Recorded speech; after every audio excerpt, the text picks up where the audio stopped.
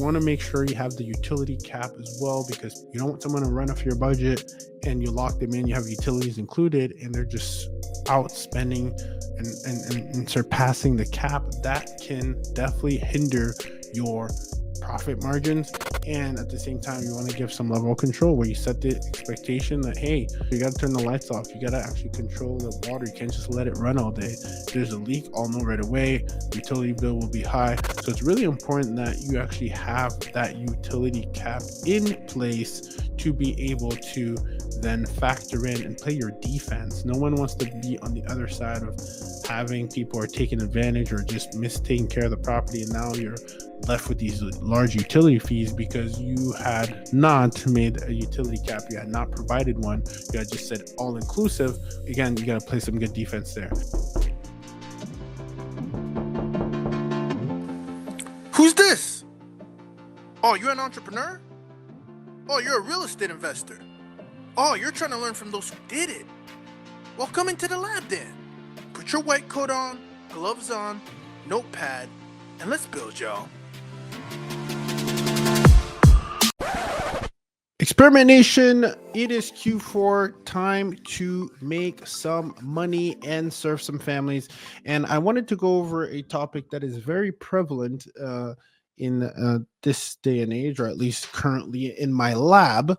And it's around fees, right? It's around the fees that you're charging the insurance companies, the fees that you're charging your guests.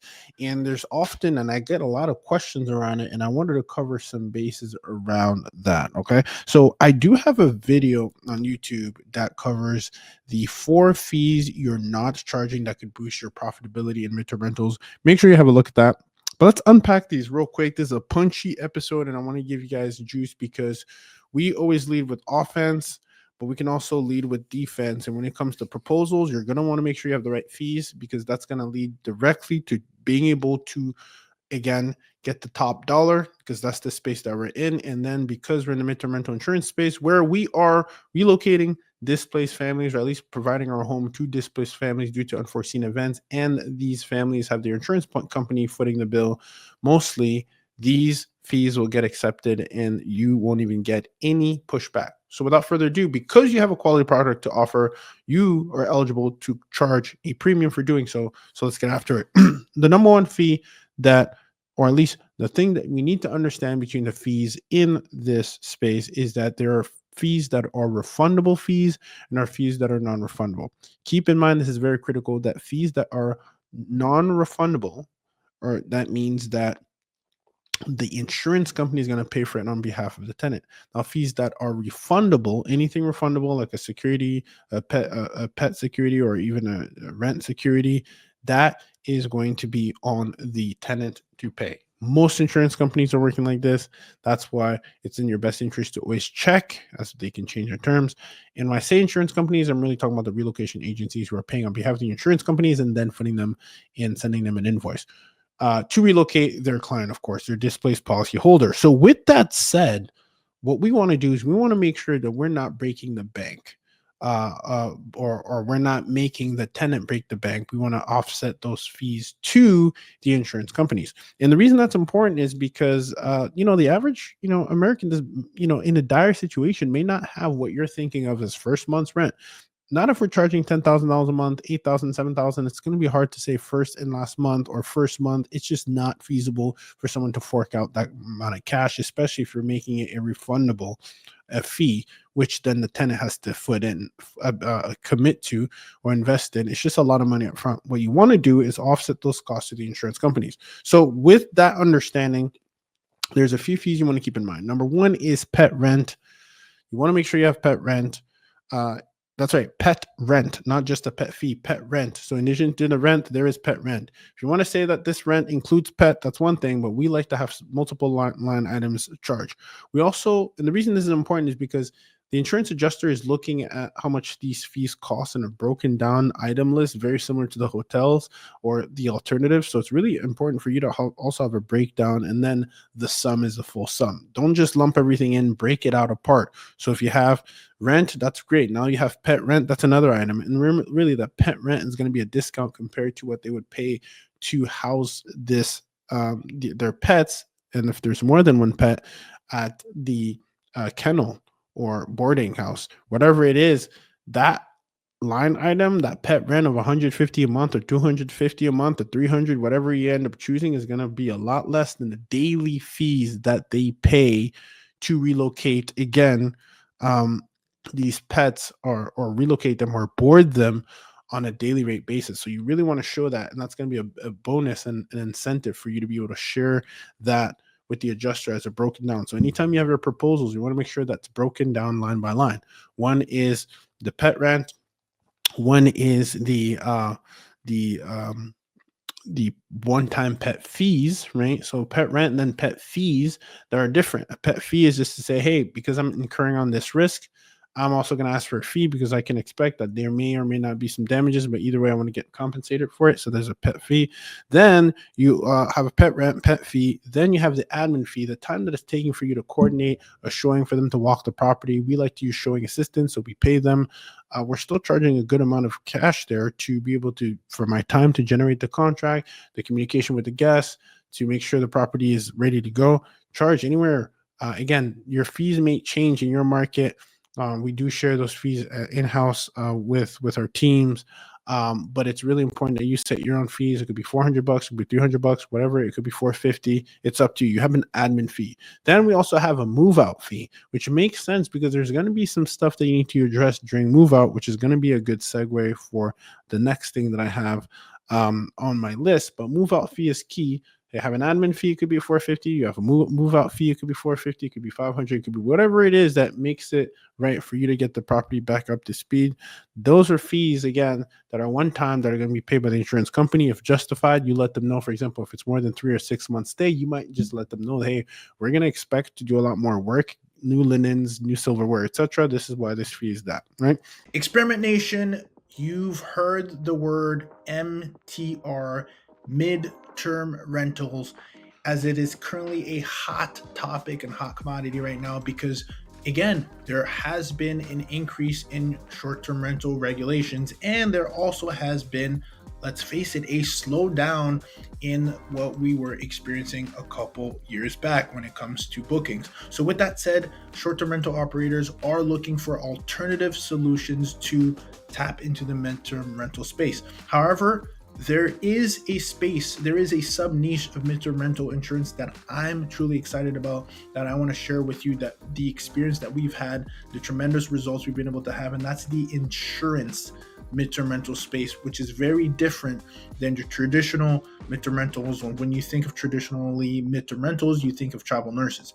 There is a space, mid-term rental insurance space, that we've tapped in, where you need to be well connected with insurance and relocation specialists and companies and understand the right type of asset required for you to be able to help these families. What's really important, that stands out the most, which you can get in what I'm about to offer you, is the understanding where to be found by these insurance companies, how to properly manage your calendar so that your listings are optimized so that they can find you, how to actually gain traction and build a relationship with these relocation insurance companies.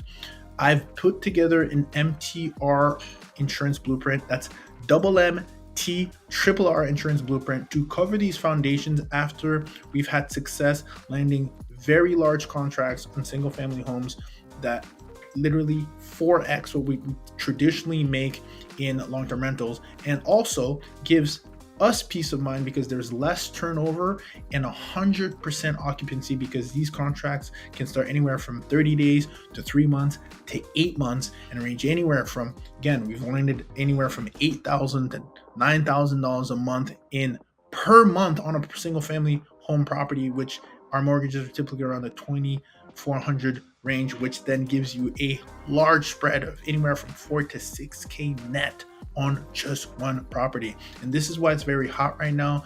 But people who haven't been in the lab with individuals like myself, like Jesse Vasquez and Dr. Rachel Gainsborough and Noble Crawford, don't have the foundations and don't know exactly where to start. And therefore, this is why I'm giving you guys a blueprint, the MTRR insurance blueprint.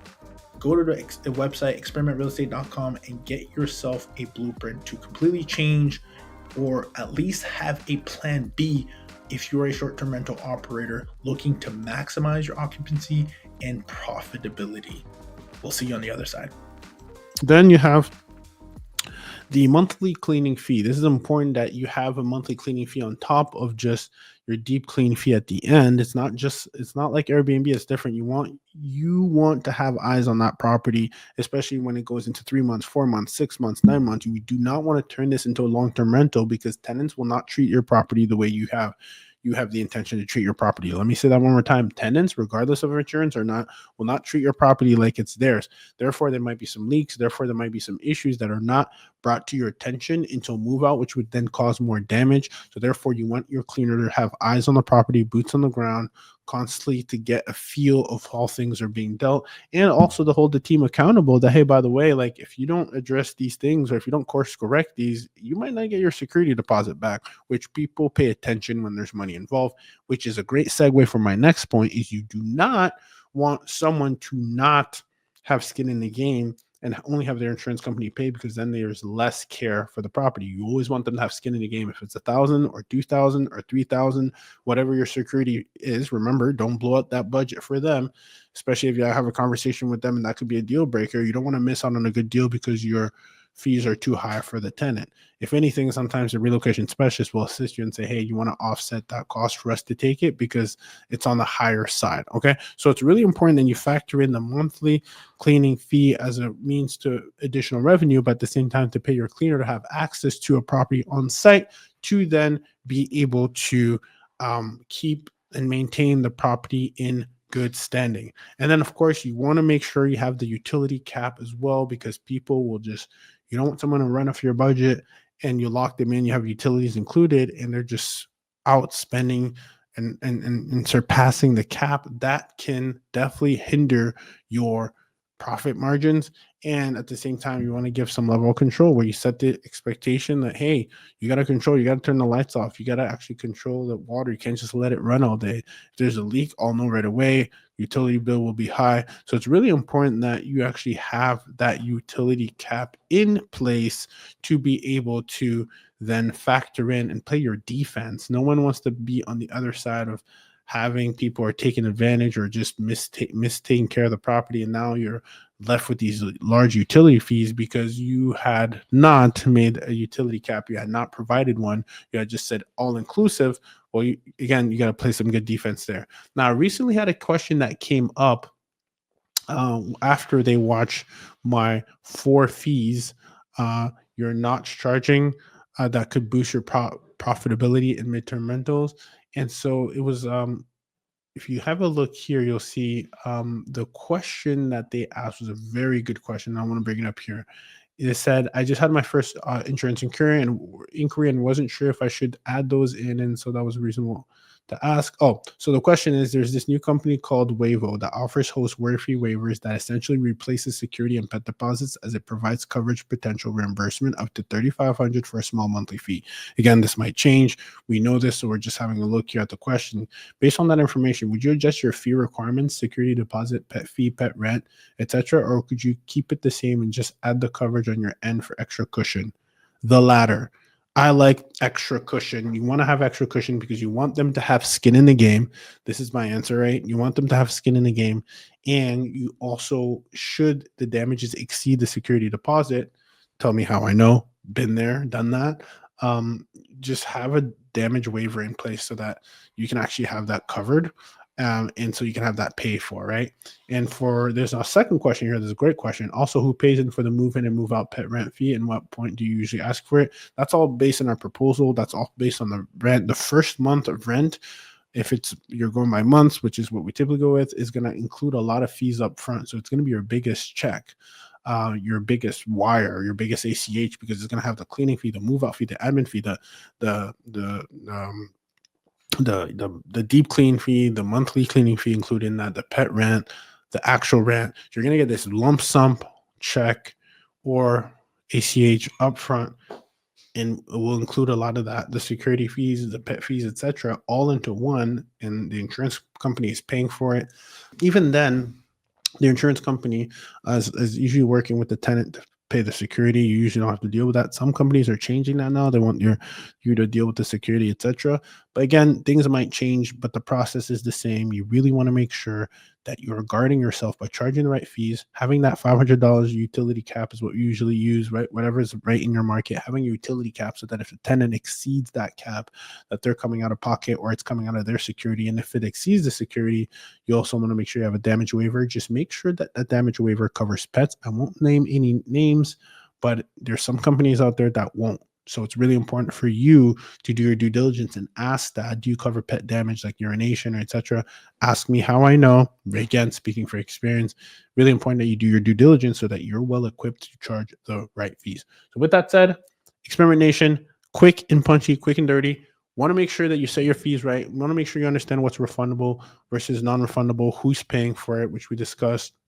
The refundable fees are paid by the tenant. The non-refundable fees are paid by the insurance company.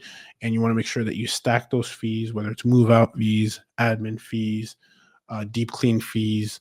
You really want to make sure it's in there because that actually ends up making more of the bulk of your money sometimes. And even if they don't approve a fair rental value at a specific place, you can have those additional fees, monthly fees, recurring fees like pet rent, deep clean fee, a monthly cleaning fee, monthly pet rent, etc. That ends up getting you to the number that you initially wanted. It's a good way to toggle and switch things around. You also want to make sure you have, again, the damage waivers in place, along with great insurance, home insurance, or commercial insurance, whatever it is that you're using. Use the best one that covers liability as well. Those are also included as one of my shows, the 4 layers of defense. You want to make sure you tune into that episode. 4 layers of defense from MTR. Very important for you to be tapped in as well, because now we're playing strong offense with strong proposals and we're playing great defense with great protection. Just like that, Experiment Nation, let's go out there and serve some families and also make money and high profits while doing so. Let's build. Experiment Nation, I believe there are 2 critical components that will help you achieve your goals very quickly and succeed. Number 1, it's information like this that you received on a show, in an episode, and content that you can find on my YouTube channel or anybody's channel. And then there's a community. And the way we've been able to expedite our process, the way people in our community, people that we consult, mastermind members, whoever, they get the information on an episode like this, but then they also have the support, whether it's me guiding them or being guided through a community. There is an opportunity for you listening to be able to expedite your process or even expedite your results that you're seeking by being in part of the community. If that is what you're interested in, we at Experiment Nation happen to have a community devoted to helping maximize your occupancy and your profitability altogether, regardless of which market that you are in. And for that reason, you have an opportunity where you can go to experimentrealestate.com/submit if you're looking to work in an environment that can help you prosper faster. Call out any areas that you might not be familiar in, especially the blind spots. That's where a guide comes in hand, and I would be a pleasure and honor to be your guide. But in order to make sure you're a good fit, make sure you go to experimentrealestate.com/submit so that my team can go ahead and take it and see if you're a good fit to join the mastermind and the multiple programs that we have.